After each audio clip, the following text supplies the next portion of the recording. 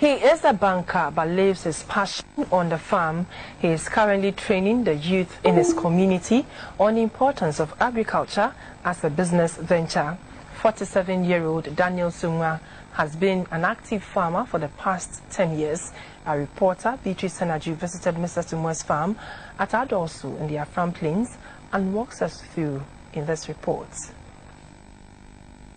According to the FAO, more than 60% of the world's population depends on agriculture for survival. About 2 billion people worldwide derive their livelihoods from agriculture.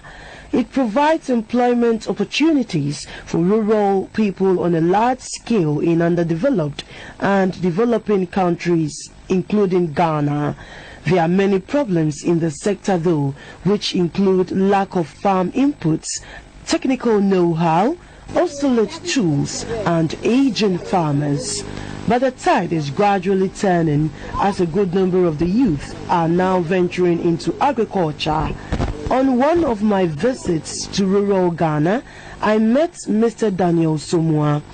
He is an avid farmer and has been working for the past 10 years on his 24-acre onion farm at Adorsu in the Afram Plains. This banker also plants cucumber, maize, oku, among others. This is the beginnings of his journey.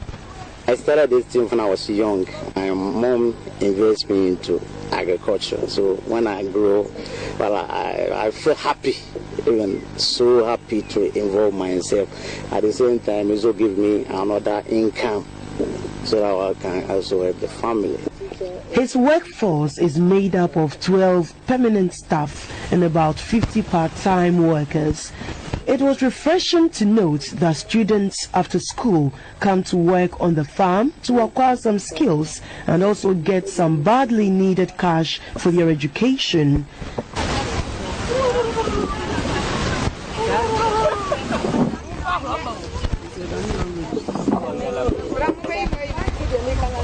In a day, Mr. Sumwa harvests about 80 bags of onion. He tells me onion farming is profitable but capital intensive.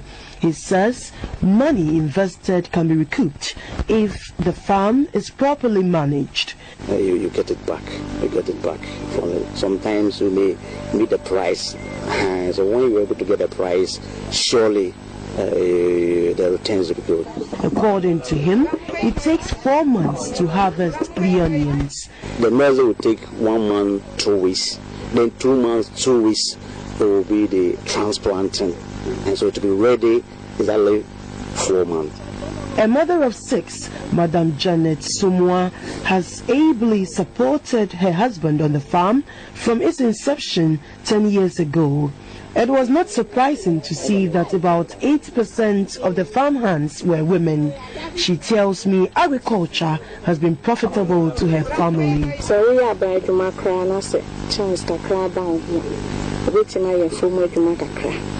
You can add farming as a side business. Without farmers, we can't survive as public sector workers. Additional income from the farming business can help sustain the family.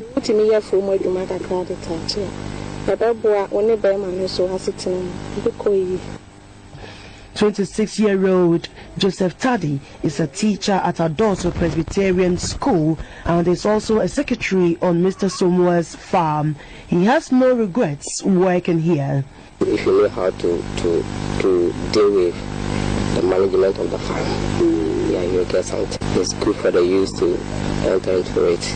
Mr. Daniel Sumwa shares some challenges. You may meet some disease which will spoil it. Then also sometimes it involves much money. So sometimes if you don't have money, you find it difficult to do. Mr. Sumwa has some advice for the youth. You shouldn't stay at the office, only the office, unless you have to come. Because apart from your salary, you can get money in order to invest somewhere. You see. Then also, we also create employment for the youth. It will even prevent them not to the stealing and robbing and this thing, to prevent them such a thing. So I'm advising all the youths to involve themselves into farming. Contrary to what some believe, agriculture is not for the poorly educated. Many say it can be made attractive to the youth, and pursuing it with passion and a change of mindset will help grow the sector. Mr. Daniel Sumwa says agriculture is big business which can improve the living standards of the country, and to him, this is one sure way of creating jobs and reducing poverty in Ghana.